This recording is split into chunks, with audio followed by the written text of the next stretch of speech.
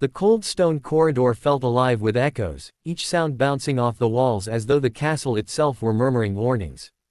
Elias followed closely behind the two guards escorting him, his boots clicking in hesitant rhythm. He had been in the castle for only a short while, yet every descent into the lower halls felt like entering a different world, one where the air grew heavier, the light dimmer, and the sense of time thinner, as if the hours stretched indefinitely in these hidden spaces. He had come to the kingdom believing his work as a scribe would mean parchment, ink, quiet chambers, and a chance to observe history from the safety of a writing desk. But the king's chancellor had other plans for him.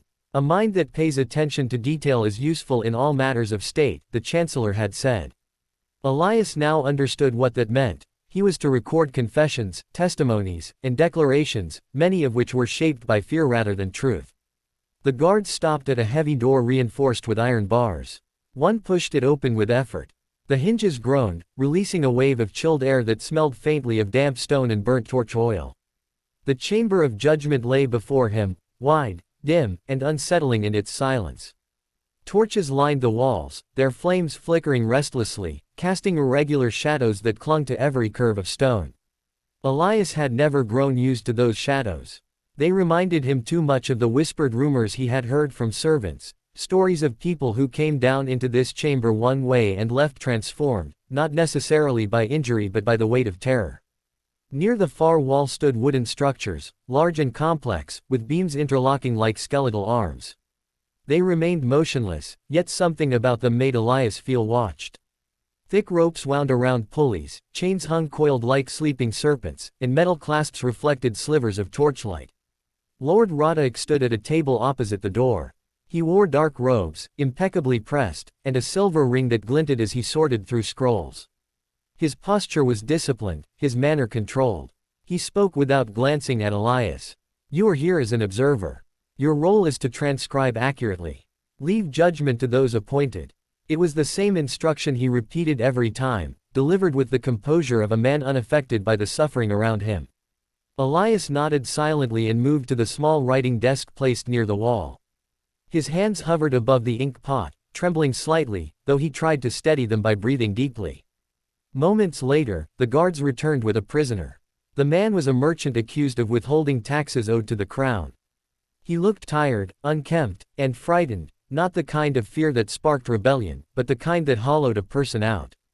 His clothes were torn at the edges, his face pale, and his eyes darted from the magistrate to the wooden devices, then to the guards, as if searching for any kindness. "State your name," Lord Roderick commanded.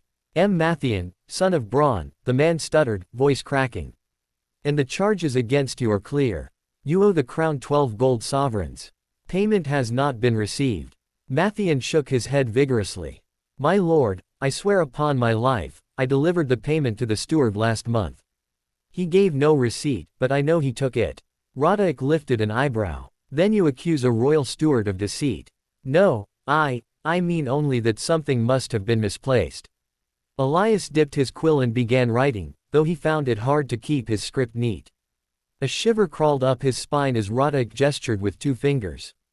A guard stepped forward, slowly uncoiling one of the ropes attached to the large wooden frame. The sound of fiber rubbing against wood seemed to fill the chamber. Mathian gasped. Please, I am telling the truth." Roderick didn't raise his voice, he never needed to. "Confession spares your body and your conscience from unnecessary strain." Elias glanced at the magistrate. The way Roderick spoke, calm, emotionless, made the threat more terrifying than if he had shouted. It was as if cruelty had become merely another administrative duty. Mathian fell to his knees, sobbing. "I cannot confess to what I did not do. I paid, I swear on my children, I paid." Another gesture from Roderick. The guards moved toward Mathian, but not aggressively. They simply touched his arms, urging him to stand. It was the gentleness that unsettled Elias. It was not compassion but a practiced routine, the kind that suggested they had done this countless times. Mathian's breath came in frantic gasps. Elias could hear each one echo off the walls. The merchants of the kingdom had spoken often of this chamber, though never loudly. They knew what the threat of being brought here meant. No one needed to show Mathian what the wooden structure could do. Every citizen had heard enough to imagine the worst. "Your silence is not in your favor," Roderick said. Mathian shook violently, covering his face with trembling hands. Please, no, I cannot, he swallowed hard, his voice breaking into a whisper. I confess. The words spilled out not because they were true, but because fear had cornered him. Radhaik nodded once, signaling the guards to release him. The ropes remained untouched. Nothing had been physically done to him, yet Mathian looked as though a great weight had pressed upon his soul.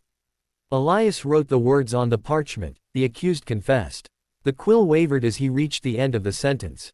He wanted to write the truth, that Mathian had confessed not from guilt, but from terror, but he lacked the authority, and perhaps the courage, to alter official records. Radhaik dismissed the merchant with a flick of his hand. Mathian stumbled out of the chamber, shoulders shaking, eyes empty. The guards closed the door behind him with a dull thud that echoed through Elias' bones. As silence settled back into the chamber, Elias felt something shift inside him. He realized he wasn't merely documenting events, he was silently bearing witness to the quiet brutality of a system that needed no bloodshed to destroy a person. The wooden frames stood still, the ropes untouched, yet their presence alone had torn a confession from a man who might have been innocent.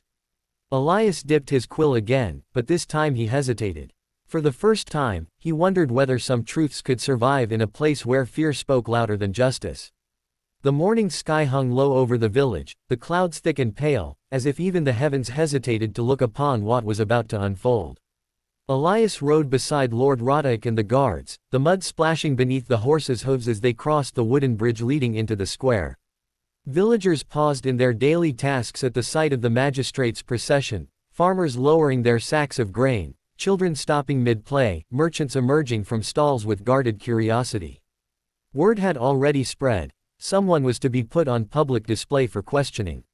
A wooden platform, hastily constructed the day before, stood in the center of the square like a scar upon the earth. Above it, suspended from an iron beam, was a simple but cruel structure, a standing frame made of iron bars, narrow enough to restrict movement, tall enough to keep a person upright for hours. It was not considered deadly, but Elias had learned that suffering did not require blood, humiliation, exhaustion, and fear could be equally devastating. The accused stood between two guards near the edge of the platform. Alina, the healer. Elias recognized her from the last time he visited the village. She had offered him lavender to soothe his nerves, refusing payment. She had been known for her kindness, her calming presence, and her willingness to help even those who could not afford her herbs. Yet, here she was now, accused of stealing a noblewoman's necklace. Her wrists were loosely bound, more symbolic than restrictive, but the shame in her eyes was unmistakable. The villagers murmured among themselves. Some pitied her, others avoided her gaze, fearful of being associated with someone under investigation.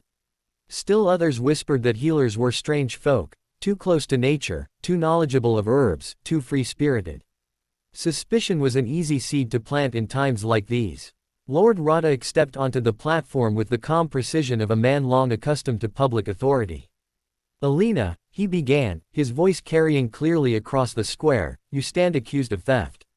The noblewoman's necklace, of great value, has gone missing from her chamber. You were seen near the manor the same day. I was delivering herbs, Alina answered, her voice steady despite the tremble in her hands. Her daughter was ill, and they sent for me.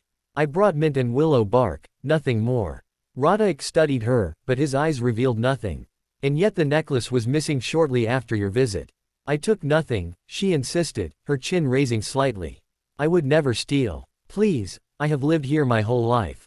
These people know me. A few villagers nodded quietly, but no one dared speak aloud. Elias stood at the side of the platform, quill ready, parchment held flat against a wooden board.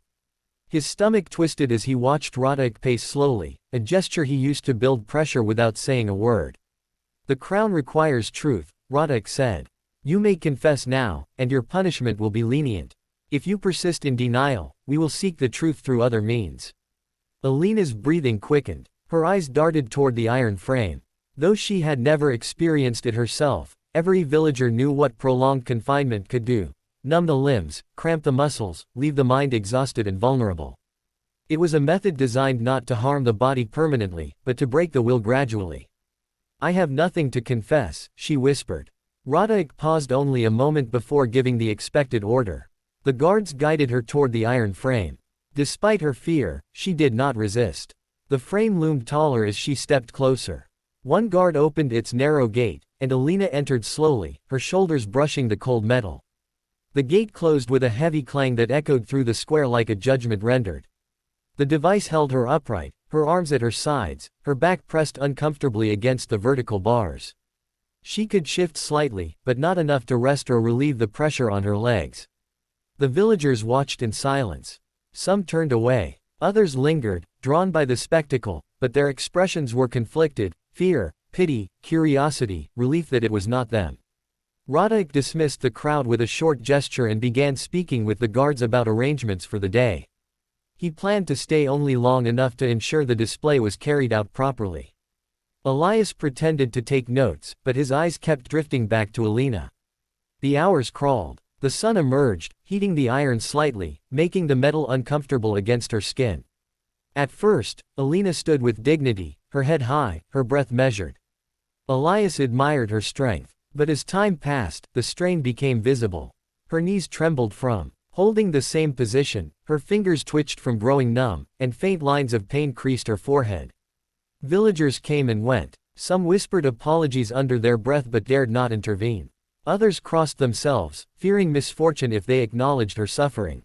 A few merchants, worried about drawing the magistrate's attention, pretended not to see her at all. Near midday, Elias approached the platform cautiously. Radhik was preparing to leave, satisfied that the display would continue as ordered. Elias hesitated, then spoke. "My lord, may I offer the accused some water? It will not alter her condition." Radhik studied him for a long moment, then nodded dismissively. "Do as you please. She is not forbidden it." Elias filled a cup from a nearby barrel and climbed the steps. Alina lifted her eyes to him, tired, but grateful. He held the cup carefully to her lips, and she drank slowly, each sip seeming to revive a small part of her spirit. "Thank you," she murmured. "I believe you," he whispered, his voice barely audible. She managed a faint smile. "That is enough." The sun dipped lower. The shadows grew longer. Alina remained in the iron frame, fighting exhaustion with every breath. She did not break, though her strength faltered. Elias watched her with growing frustration at the system he served, a system that relied on fear rather than fairness. Then, just as twilight descended, a rider galloped into the village, his horse panting. He dismounted and rushed toward Radhik's assistant, handing him a sealed parchment. The assistant broke the seal, read quickly, and called out to the platform. "The necklace has been found. It slid behind a chest in the noblewoman's dressing room. The accusation is withdrawn." A collective gasp rippled through the villagers. Elias felt a weight lift from his chest. The guards hurried to unlock the iron frame, and Alina nearly collapsed as she stepped out, her legs weak, her muscles stiff. Elias reached her side and supported her gently. Radhik, already preparing to leave, offered no apology, only a curt nod, as if her ordeal were an unfortunate but necessary inconvenience. Alina steadied herself, her spirit shaken but not shattered. The villagers watched silently as she walked down the platform steps, supported by Elias. Their faces showed guilt, relief, and shame for having doubted her. No one spoke, but their silence said everything. As they walked away, Elias realized the truth with painful clarity. It wasn't always the devices themselves that caused the greatest suffering. Sometimes it was the isolation, the public shame, the fear imposed by authority, and the quiet acceptance of those who watched without daring to intervene. In the Middle Ages, cruelty did not always wear blood-stained armor. Sometimes it wore a robe, spoke calmly, and called itself justice.